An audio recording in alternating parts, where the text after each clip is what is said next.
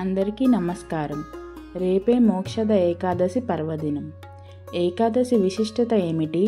ఈ రోజుకి ఉన్న గొప్ప ప్రాముఖ్యత గురించి స్వయాన శ్రీకృష్ణ భగవానుడు ఏమని చెప్పారు?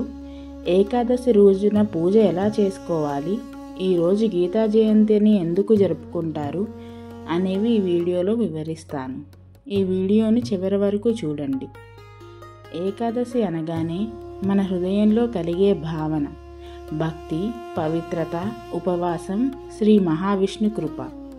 హిందూ సంప్రదాయంలో ఏకాదశి అత్యంత పుణ్యఫలదాయకమైన తిథి. ఈరోజు శ్రీ మహావిష్ణువును భక్తితో పూజిస్తే జీవితంలోని అనేక కష్టాలు తొలగిపోతాయని శాస్త్రాలు చెబుతున్నాయి.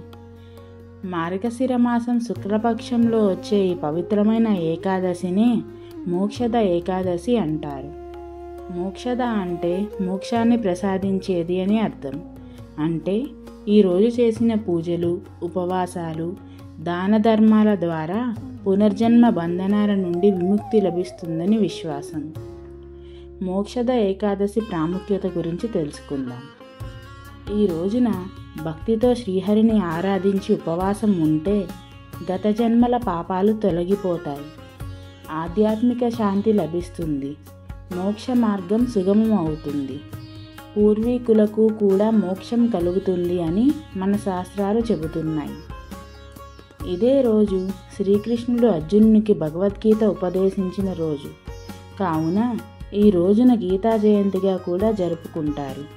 అందుచేత ఈ రోజున భగవద్గీత పఠనం లేదా శ్రవణం చేయడం అత్యంత శ్రేష్టమైన పుణ్యకార్యం.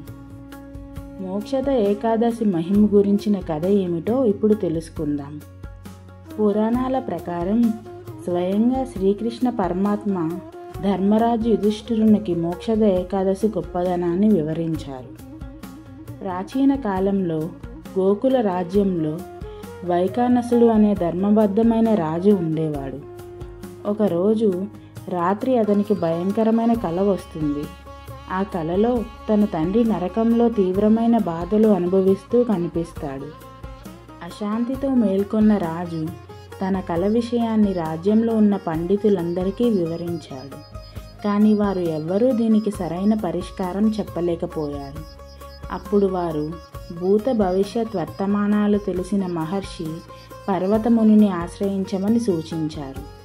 వైకానసుడు పర్వతమునిని దర్శించి తన కలను వివరించగా ధ్యానబలంతో రాజు తండ్రి చేసిన పాపకర్మలను తెలుసుకున్న ముని ఇలా చెప్పారు: నీ తండ్రికి మోక్షం కలగాలంటే నీవు మోక్షద ఏకాదశి నాడు ఉపవాసం ఉండి కుటుంబ సమేతంగా శ్రీ మహావిష్ణువుని భక్తితో ఆరాధించాలి.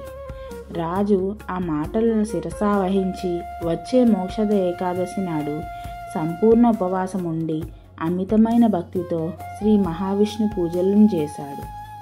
ఫలితంగా వైకానసుడికి విష్ణు అనుగ్రహం మరియు పుణ్యఫలం లభిస్తుంది.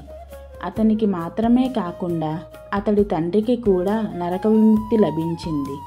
రాజ్యం సుభిక్షంగా మారింది. రాజు శాంతితో ధర్మబద్ధంగా రాజ్యాన్ని పాలించాడు. ఈ కథ ద్వారా శ్రీకృష్ణుడు మోక్షద ఏకాదశి అపార మహిమలను లోకానికి తెలియజేశారు. ఈ సంవత్సరం మోక్షద ఏకాదశి ఏ రోజు వచ్చిందో తెలుసుకుందాం.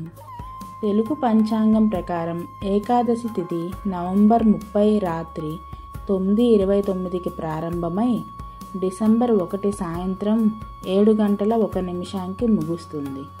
సూర్యోదయాన్ని అనుసరించి ఈ సంవత్సరం మోక్షద ఏకాదశిని డిసెంబర్ 1 సోమవారం నాడు జరుపుకోవాలి.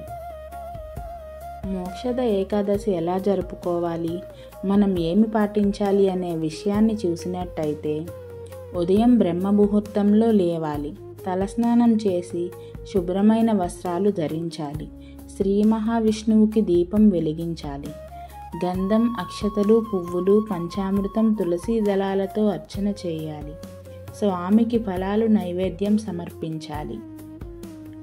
ఓం నమో నారాయణాయ మరియు ఓం నమో భగవతే వాసుదేవాయ మంత్రాలను జపించాలి. ఈ రోజున విష్ణు అష్టోత్తరం పఠించాలి. మోక్షద ఏకాదశి వ్రత కథను చదవాలి లేదా వినాలి. తులసి పూజ తప్పనిసరిగా చేయాలి.